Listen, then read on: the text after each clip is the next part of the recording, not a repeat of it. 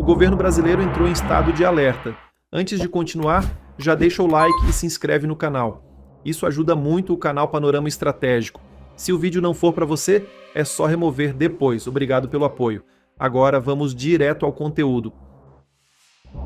O governo brasileiro entrou em estado de alerta. De um lado, a repercussão e os problemas na implementação do ECA digital, conhecido popularmente como Lei Felca.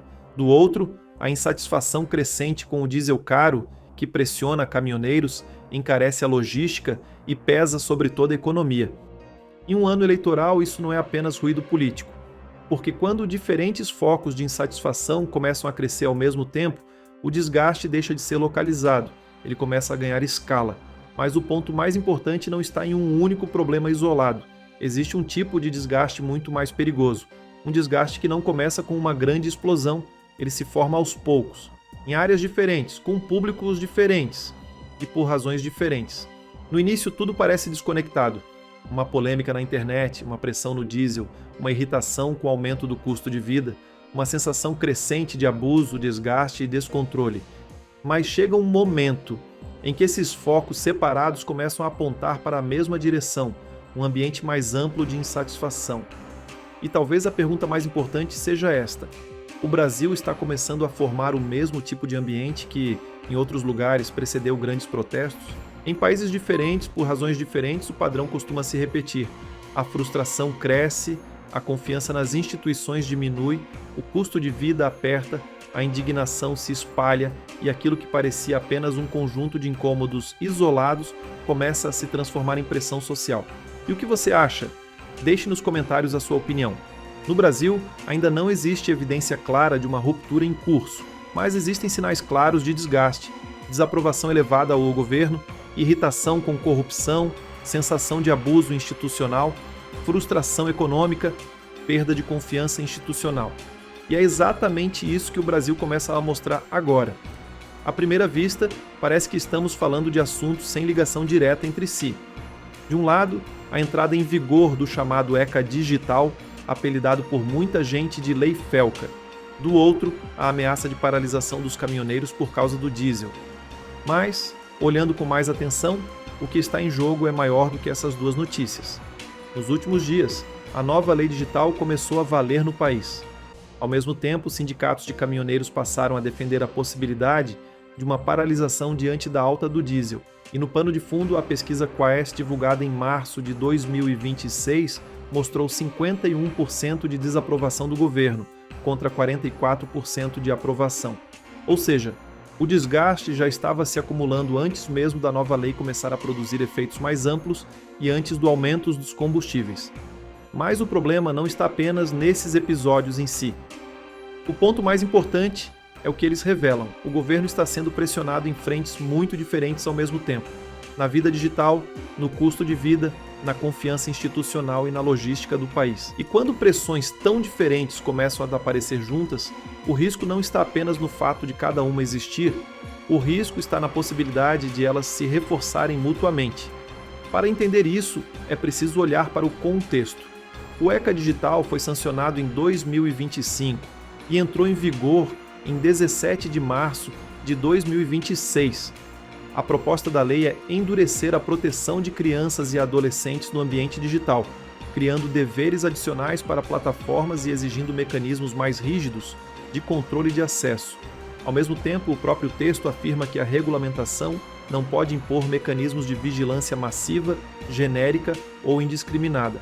Mas é justamente aí que surge a contradição, porque na prática, a exigência de verificação de idade empurra plataformas e serviços para mecanismos que podem envolver verificação de documentos ou outros dados pessoais para liberar acesso a redes sociais, jogos e conteúdos online. E isso levanta um debate sensível sobre privacidade, controle, exposição de dados sensíveis, risco de vazamentos e uso indevido de informações pessoais. Traduzindo de forma simples, a lei tenta proteger menores na internet, mas ao mesmo tempo toca em uma área extremamente sensível da vida moderna, a relação das pessoas com privacidade, autonomia e rotina digital. E quando uma mudança desse tipo entra em vigor, a reação social tende a aparecer rápido, principalmente quando ela atinge um espaço tão presente no cotidiano quanto a internet. Do outro lado, a pressão vem da economia real. Sindicatos de caminhoneiros passaram a cogitar uma greve diante da disparada do diesel. O diesel S10 acumulou alta de cerca de 19% desde 28 de fevereiro, em meio ao choque provocado pelo conflito no Oriente Médio. E isso atinge em cheio um país fortemente dependente do transporte rodoviário. Em termos simples, quando o diesel sobe, o frete sobe. Quando o frete sobe, a logística aperta. Quando a logística aperta, o custo se espalha. E no fim, o efeito chega à população, nos preços, no abastecimento, no custo de vida, na sensação de perda de poder econômico. Foi exatamente por isso que o governo tentou reagir com medidas tributárias e de fiscalização. Mas ainda não está claro se isso será suficiente para neutralizar uma paralisação mais ampla ou conter todo o impacto econômico. E aqui entra um ponto decisivo. A revolta social quase nunca nasce de uma única causa.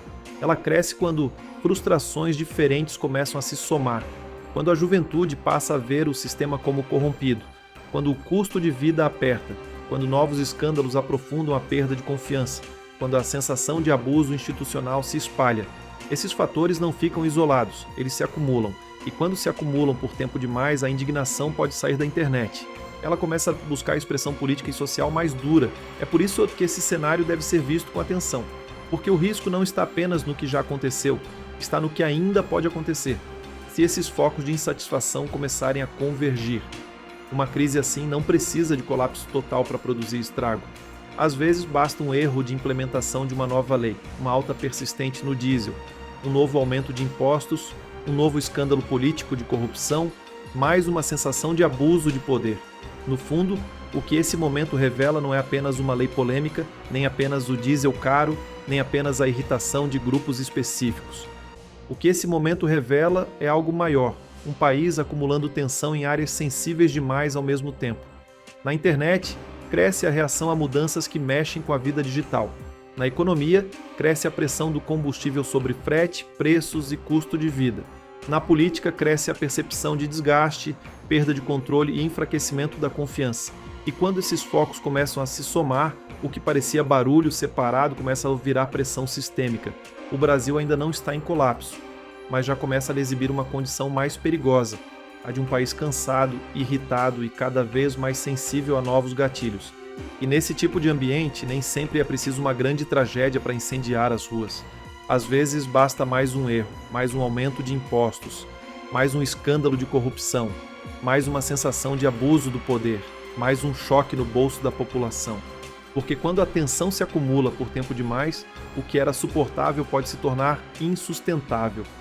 E quando isso acontece, o problema já não é apenas a fraqueza de um governo, é a fragilidade do próprio ambiente social. Agora eu quero saber a sua opinião. Qual desses fatores pesa mais hoje para você? O custo de vida, a perda de confiança institucional ou as mudanças implementadas no ambiente digital? E na sua visão, o governo ainda consegue conter esse desgaste? Ou a tendência é piorar? Deixe sua análise nos comentários. Se esse vídeo te ajudou a entender o que está acontecendo no Brasil, deixe o like e se inscreva no Panorama Estratégico. É isso que mantém o canal trazendo análises sérias e diretas sobre geopolítica, economia e fatos importantes. E se você quiser ir além das manchetes e aprofundar sua visão sobre os grandes movimentos do mundo, conheça o livro 2030, Entre a Águia e o Dragão. O material está disponível em formato digital e inclui o e-book, o audiobook e um guia estratégico para ajudar você a colocar esse conhecimento em prática. Tudo isso está disponível por um valor promocional por tempo limitado, por menos do que o preço de uma pizza. Acesse o link abaixo ou o QR Code na tela e aproveite agora, porque essa condição pode sair do ar a qualquer momento. Ao adquirir o material, você obtém uma ferramenta prática para superar os desafios que estão por vir, ampliando seu conhecimento, e ainda dessa forma você apoiará diretamente o crescimento do canal. Obrigado por tudo e até o próximo vídeo.